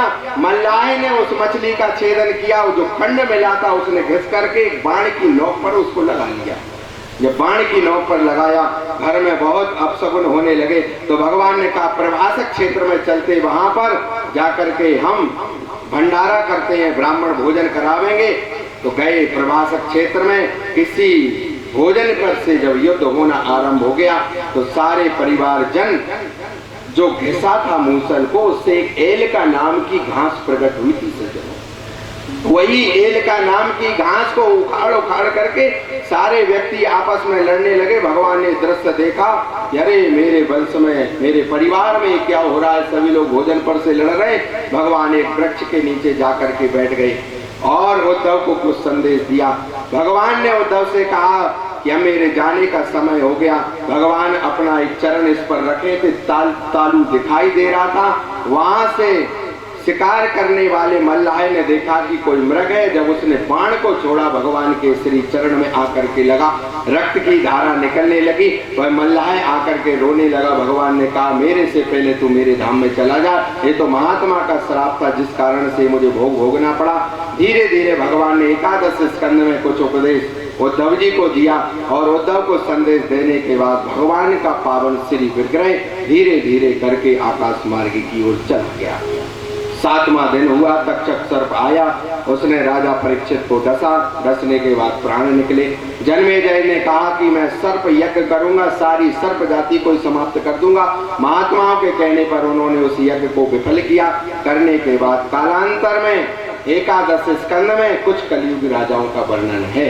इस प्रकार से आप सभी लोगों ने 7 दिन तक भगवान की पावनी कथा को श्रवण किया। बड़े भाग्यशाली हैं हम आप सभी लोग। आज अंतिम दिवस। भगवान की कथा की सार्थकता क्या है? भगवान की कथा की सार्थकता यह है कि संत दर्शन हो जावे और हमारी मति भगवान में लग जावे। इस सत्संग का भगवान की कथा का महत्व है। तो हम आप सभी लोग बड़े भाग्यशाली हैं कि आज अंतिम दिवस में, विश्राम दिवस की बेला में हमारे क्षेत्र के नर्मदा तट पर तपोनिष्ठ ज्ञाननिष्ठ ऐसे श्री महंत जी का आगमन हुआ और उन्होंने आकर के कृपा दृष्टि की, आशीर्वाद दिया और उन्होंने यहाँ बैठ करके भगवान की कथा को सुना। हम आप सभी लोग बड़े भाग्यशाली हैं कि भगवान की कथा की सार्थकता हमको प्राप्त हो गई कि अंतिम दिवस में हमको संतों का दर्शन हुआ। उन्होंने बड़ी कृपा किया करके हमको यहाँ पर आशीर्वाद प्रदान किया।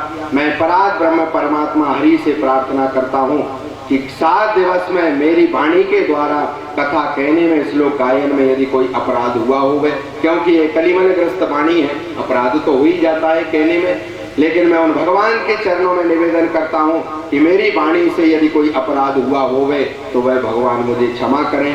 7 दिवस तक आप सभी श्रोताओं ने, सज्जनों ने, माताओं ने, बहनों ने बैठ करके भगवान की पावनी कथा को श्रवण किया। मैं उन भगवान से प्रार्थना करता हूँ कि आपके अंतःकरण में भगवान के प्रति भक्ति जागृत होवे और ऐसे ही कथाएं सुनने का आपके अंतःकरण में मन बना रहे। मैं इसी भगवान से प्रार्थना करता हूँ। और जिन यजमान ने इस आयोजन को अपने माताजी के निमित्त कराया, कितनी भाग्यशाली रही होंगी वह पूजनीय माताजी श्रीमती फूलाबाई जी पटेल। कौन सा पुण्य कर्म किया होगा कि उनके यहाँ पर ऐसी सुंदर संतति का जन्म हुआ। जन्म तो सज्जनों सभी का होता है, लेकिन पूर्वजों के निमित्त माता पिता के प्रति समर्पण यदि ऐसा भाव बन गया है तो जन्म लेने वाले व्यक्ति की सार्थकता संपन्न हुई। उन माताजी ने ऐसा कौन सा पुण्य कर्म किया होगा कि उनके यहाँ पर ऐसे सुंदर वंश में जन्म लेकर के उनके संतति ने जन्म लिया और प्राण निकलने के बाद उनके वार्षिक श्राद्ध में उन्होंने भगवान की मोक्ष संगीता की आयोजन उन्होंने कराया।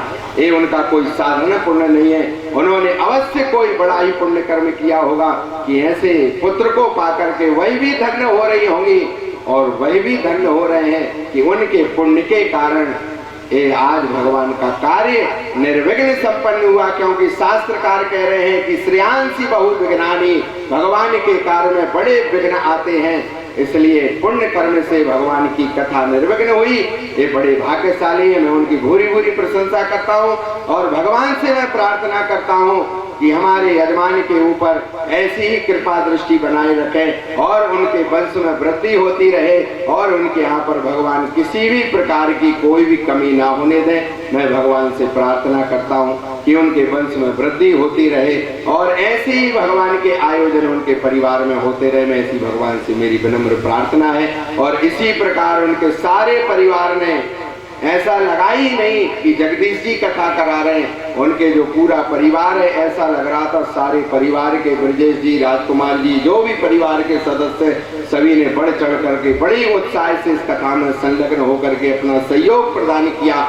ऐसे मैं समस्त भप्पड़ परिवार भगवान से प्रार्थना करता हूँ कि भव्वड़ परिवार की ऊपर ऐसी ही कृपा दृष्टि बनी रहे। मेरी भी इस क्षेत्र में आने की बहुत दिन से अभिलाषा थी, इच्छा थी। मैं माँ भगवती से प्रार्थना करता था कि मैं नर्मदा के उसी जाता बहुत दूर दूर हूँ, लेकिन आप लोगों के बीच में कभी नहीं आ पाया। लेकिन हमारे यजमान के पुण्य से, महात्माओं की कृपा से, भगवान के आशीर्वाद से मैं नर्मदा तट पर उमरधा ग्राम में मैंने भगवान की 7 दिन तक कथा को सुनाया। मैं भगवान से प्रार्थना करता हूँ कि आप सभी का अभ्युदय होवे, आपका मंगल होवे और आप सभी के हृदय में भगवान के प्रति भक्ति जागृत होवे। इसी प्रकार मैं अपनी वाणी को बोलिए सच्चिदानंद भगवान की, संत भगवान की, श्रीमद् भागवत महापुराण की। नमः पार्वती पतये हर हर महादेव। श्री भागवत भगवान की है आरती, पापियों को पाप से है तारती। श्री भागवत भगवान की है आरती, पापियों को पाप से है तारती। ये अमर ग्रंथ ये मुक्ति पंथी ये पंचम वेद निराला, नवी ज्योति जगाने वाला, नवी ज्योति जगाने वाला। हरि नाम यही हरि ध्यान यही, हरि नाम यही हरि ध्यान यही, जग के मंगल की आरती। पापियों को पाप से है तारती, भागवत भगवान की है आरती, पापियों को पाप से है तारती।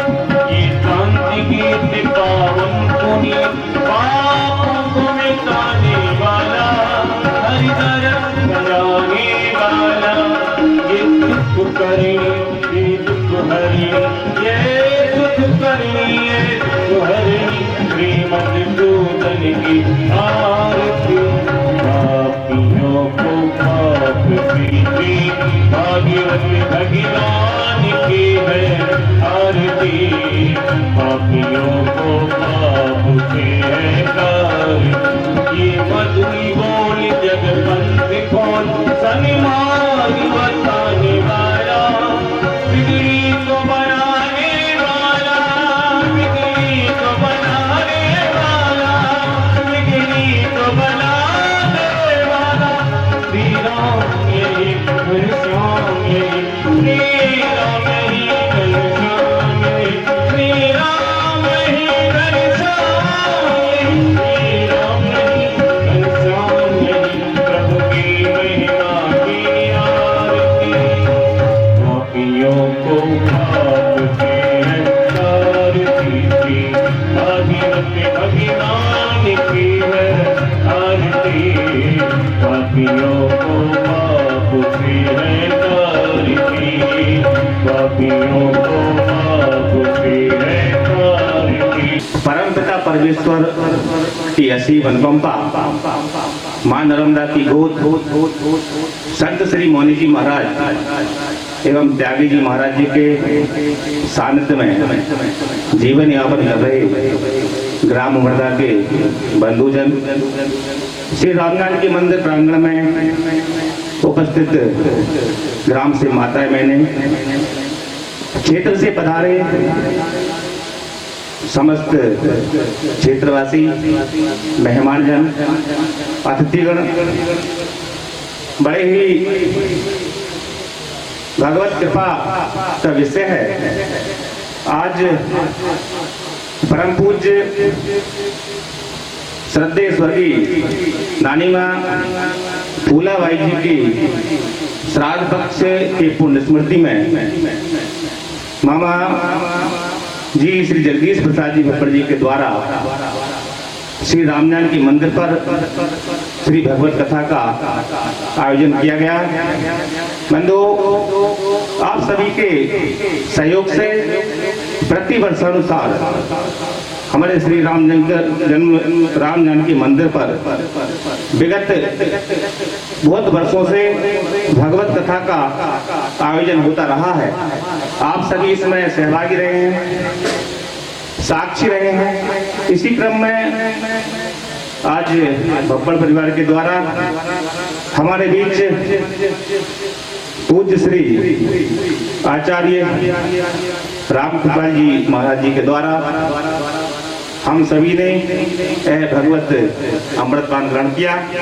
महाराज श्री के साथ पधारे श्री प्रदीप जी शर्मा जी, पंडित श्री रानू जी शर्मा जी, श्री शिवनारायण जी शर्मा जी, अवध विहार जी शर्मा जी, और इस कथा में संगीत में भक्ति धारा के साथ हम सभी को तन्मय करने वाले यहाँ ऐसे हमारे संगीताचार्य श्री प्रमोद जी त्रिवेदी जी, उनके साथ में श्री संजय जी त्रिपाठी जी जो कि कृष्णधाम वृंदावन से हमारे बीच पधारे हुए हैं। आप सभी को इस महानतम पुण्य कथा का श्रवण लाभ घर बैठे आपने घर बैठकर भी पुण्य लाभ प्राप्त किया। ऐसे भक्ति धारा चैनल के माध्यम से उसकी पधारी हुई टीम को और आप समस्त बंधुजनों का मैं भब्बड़ परिवार की ओर से आप सभी का आत्मीय स्नेही स्वागत अभिनंदन करता हूँ। बंधुओं, विगत वर्षों में आचार्य श्री डॉक्टर रामादास जी शर्मा जी के द्वारा भब्बड़ परिवार के अलावा हमारे ग्राम में 4 कथाओं का आयोजन हो चुका है। आचार्य जी के मुखारबिंद से हम सभी लाभान्वित हुए हैं। इसी क्रम में आचार्य श्री हमारे हनुमान मंदिर पर रामचरित मानस सम्मेलन में भी आचार्य श्री का सानिध्य हमको प्राप्त हुआ था। आज आचार्य श्री अस्वस्थता के कारण हम सभी के मध्य अपनी अमृत वाणी से हमको लाभान्वित नहीं कर पाए। हम सभी उपस्थित बंधुजन परमपिता परमेश्वर से निवेदन करेंगे, उनके चरणों में प्रार्थना करेंगे कि आचार्य श्री शीघ्र स्वस्थ हो और उनकी कृपा हम पर हो कि पुनः हम आचार्य श्री की कथा भी ग्रहण कर सकें। लेकिन महाराज श्री शास्त्री जी के द्वारा हम सभी को आचार्य श्री की कमी की अनुभूति महसूस नहीं हुई। महाराज श्री के कंठवाणी और हृदय में आचार्य श्री के ही वाक्य और उन ब्रह्म वाक्यों से हम लाभान्वित हुए। आज षष्ठम दिवस है, कल कथा का समापन दिवस। जैसा कि आचार्य श्री ने घोषणा की कि कल 11 बजे से 1 बजे तक कथा चलेगी। मैं आचार्य श्री के चरणों में प्रणाम करते हुए निवेदन करूंगा कि कल 7वें दिवस में व्यासपीठ से हम सभी को ऐसा आशीर्वाद दें कि हम धर्म और सत्मार्ग पर चलते हुए अपने मानव जीवन को सफल बनाते हुए समाज उत्थान और राष्ट्र सेवा में समर्थकता के साथ हमारा जीवन सहभागी रहे। आप सभी को मैं पुनः भब्बड़ परिवार की ओर से आपका अभिनंदन स्वागत करते हुए आप सभी के हृदय में विराजमान परमपिता परमेश्वर को प्रणाम करता हूँ। इन्हीं शब्दों के साथ भारत माता की जय, नर्मदा मैया की जय।